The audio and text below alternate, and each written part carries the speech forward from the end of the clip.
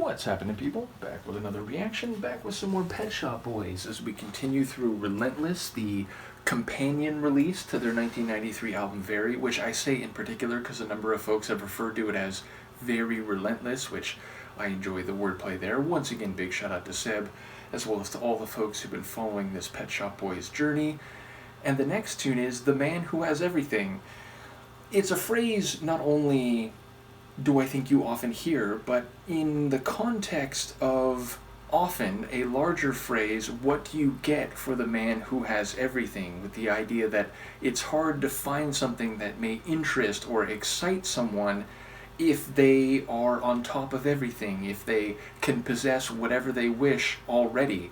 So yeah, I feel like there might be some meaning in that regard. Of course, knowing that the tunes on this release seem to be very dance-oriented, I'm not necessarily expecting a full narrative-based answer to that question, but yes, I feel like the phrase is often invoked in that context. Of course, it just could refer to the idea of someone who does have access to whatever they want, and maybe there's a dulling or numbing effect that comes with that, because eventually at some point maybe nothing is exciting anymore because nothing is exotic, nothing is out of reach, nothing is on the other side where the grass is often greener. So I do wonder, number one, if there are lyrics such that there are explorations of this concept, or whether it's just kind of a title to give verbal or semantic essence to a track that is more,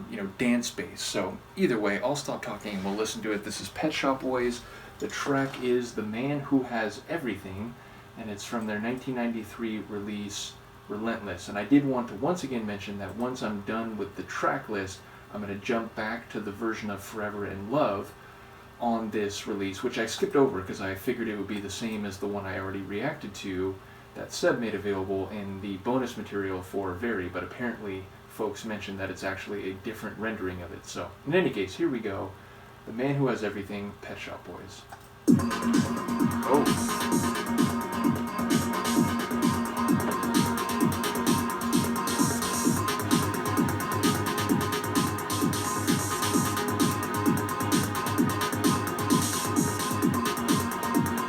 Kick's got some funk to it.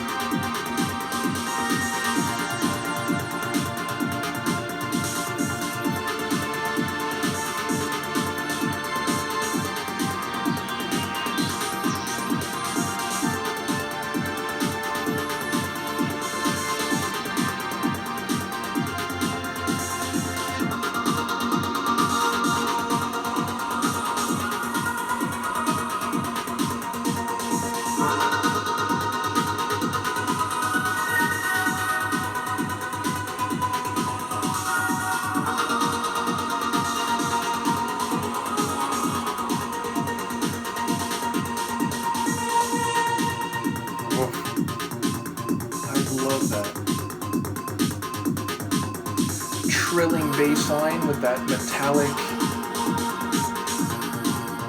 rhythmic sound.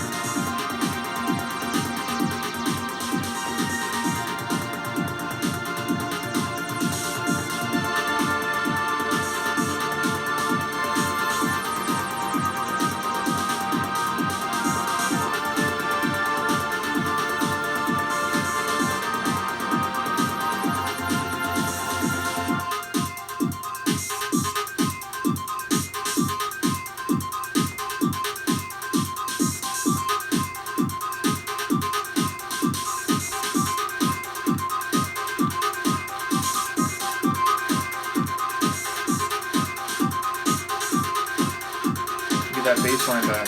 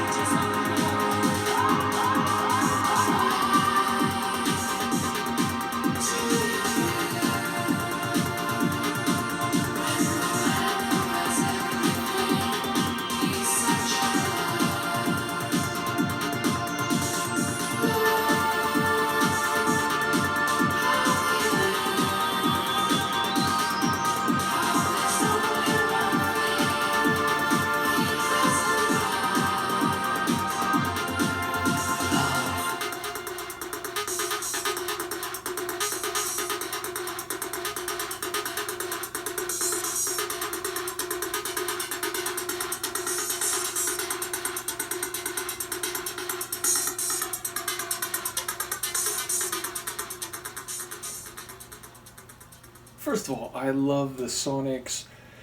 Definitely a dance floor banger. I enjoy, number one, most notably, that wicked, dynamic, like trilling bass line, which in those sections where everything would strip down and it was just the bass line, which would seem to jump in intensity a little bit, mixed with that sort of metallic, percussive, melodic rhythm. Those are my favorite sections. There were like 2 or 3 of them. But I enjoy the bass line throughout the tune, and that when it came back after that sort of breakdown section where it was like, very spacious and like different melodic layers, I knew it was going to come back in. So like, again, as someone who's listened to dance music for a long time, of course there's tracks that surprise you, tracks that throw like an extra 4 beat into the rhythmic structure, which could like really throw you off if you're expecting a drop. But I enjoy the other end of that. I enjoy when a tune is very intuitive and you get a sense for what it's about to do even though you're hearing it for the first time, and that was certainly the case in that moment. I enjoy those like organ lines which feel like simultaneously a bit church organ but also a bit like space organ, and I think Neil's vocals in the latter stages of the tune were following that same melodic line, though there also, I think, were some like angelic type of vocals, maybe vocal synths accompanying him. And I do think in that moment we got an answer. Like, it certainly wasn't a lyric or vocal driven tune, even though, again, we had that soulful female vocal in the first half especially, which was, sort of repeated or, hit rhythmically at a couple of the transition moments. But it didn't have like lyrics, verses and a chorus per se. But at the very end, I think Neil was saying something to the effect of, the one thing he doesn't have is love. So the man who has everything except the thing that everybody sort of wants and strives for. So maybe I heard that wrong, and I don't even remember exactly the phrasing, but that seemed to be the suggestion right at the end of the tune. So even though it didn't have vocals and lyrics per se, I do think we got an answer to the implicit question of the title. In any case, yeah, there's like that jazzy, like kind of like flat synth, which I don't say is like a critical description, but it was more like, it was sort of this, again, jazzy type of synth that just kind of had this flat melody to it, that soulful vocal. There was some, I don't know if it was actually a 303, but there was some like acidic squibbles and, cascading touches. They were very minor and supplementary, but definitely heard some electronic sounds specifically at a few moments. as I said, the kick drum had a lot of oomph to it, even though it wasn't like thunderous or anything, but it had a lot of punch to it. It reminded me like actually like a 90s Goa trance kick drum, because a lot of 90s Goa has this really thumping kick drum, even if you're also focusing on all the psychedelic synths and so on. So yeah, definitely a tune that has a lot of dance floor drive to it. And again, like what I enjoy about their tunes, not only do they have a bit of a rave feel to them, and again, I'm guessing this is primarily a Chris composition, that would be my estimation, but they've got pace. It's not like slow like house. And I mentioned before, I'm cool with house, acid house in particular, maybe. But one of the main reasons why I focus more on trance and techno is because those genres tend to have more pace. And obviously, as a vinyl DJ, you can adjust the pitch and thus the tempo as you wish. But a lot of their tunes, they're not slow like house tracks. They're driving like melodic techno. They have some energy and pace to them, and that is certainly the case here. So yeah, a really engaging tune sonically, conceptually, and I think right at the end, lyrically as well. So yeah, another cool one. I think we have one more before I'm then going to jump back for the version of Forever in Love on this release. And the one more that we're going to listen to between now and then is One Thing Leads to Another, which is another common expression. It's, an aphorism or an idiom that people invoke when trying to explain things that are more concrete and detailed. Obviously, I'll talk more about it next time, but do let me know what you think of this. And from the Sleeping Luca and I will see you next time. Peace.